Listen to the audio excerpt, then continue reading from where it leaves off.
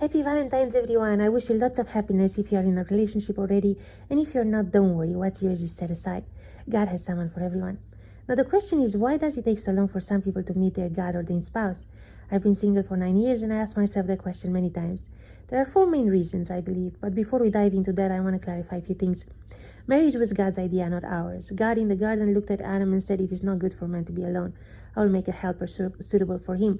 Now, this is history, okay? It's not a make-believe story. In the Jewish calendar, we are in the year 5786 since the creation of man. Some people say Adam was a hermaphrodite at first, both male and female. It's not true, because he would have been able to reproduce and thus not be alone. Some people say Adam had no gender, like the angels at first, but I don't see why God would create this huge earth just for one man. No, God had a race in mind from the beginning, for them to grow, multiply, and fill the earth. Paul says in Ephesians, the plan for salvation was in place before the beginning of the world. So I believe God created Adam as male, let him experience life alone for a few hours during the 6th day, and eventually said, "Hey Adam, let's stop this nonsense and create a woman for you." Even the word alone in Hebrew has a meaning of a whole separated in parts, like a branch from a tree. It's interesting, in the account of creation, God said each day was good, except for the 2nd day when God separated the waters, and in the 6th day when God said it is good, but right before the creation of the man, not after. I believe it's because man has free will and Adam had to agree that he needs a spouse, that the animals are not a good enough companion for him. The separation of his flesh, like the separation of the waters, was Adam's choice. It's funny, after God created Eve, he said everything is very good. Now, for us Christians, it has a spiritual component. It is about kingdom assignment, generational impact, and the manifestation of divine purpose.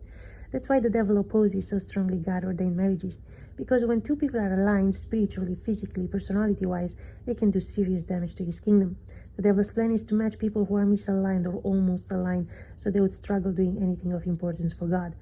And he succeeds many times. Now, why does alignment take so much time in some cases? First, it can be a spiritual attack, as I said, a demonic assignment, and the higher the calling, the stronger the opposition.